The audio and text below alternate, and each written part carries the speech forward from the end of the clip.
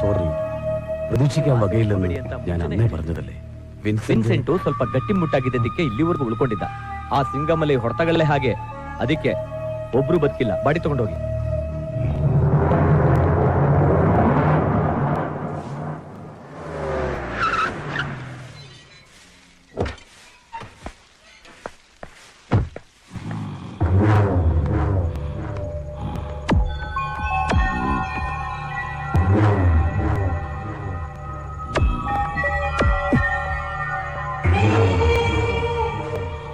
Vincent ಕೂಡ ಸತ್ತೋಗ್ಬಿಟ್ಟಾಣ. ಈಗ್ಲಾದ್ರೂ ನೀವು ಆಚೆ ಬರ್ಲೇಬೇಕಣ. ಎಲ್ಲ ಏರ್ಪಾಡು ಮಾಡಿದೀನಿ ನಾನು. ನೀವು ಹೂ ಅಂದ್ರೆ ಇಲ್ಲಿಂದ ಎಸ್ಕೇಪ್ ಮಾಡಿಸ್ತೀನಿ. ನಿನಗೆ ಅರ್ಥ ಆಗ್ತಿಲ್ಲಣ್ಣ.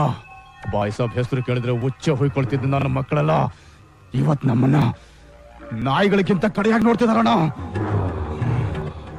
ಅಣ್ಣ, ನೀವ್ ಆಚೆ ಬರಬೇಕು ಅಷ್ಟೇ. ನೀವ್ ಆಚೆ ಬರ್ಬೇಕು.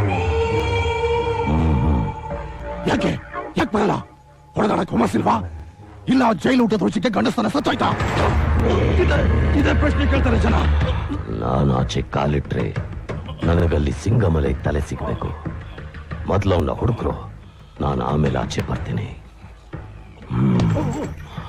ಈ ಸರ್ಪ್ಲಿ ಜೈಲ್ ಗೋಡೆ ಎಲ್ಲ ನನಗೆ ಯಾವ ಲೆಕ್ಕನೋ ಅವನ್ನ ಹುಡುಕು, ಆಮೇಲೆ ನಾನು ಬರ್ತೀನಿ ಅಂತ ಎಲ್ಲಾರ್ಗೂ ಹೇಳು.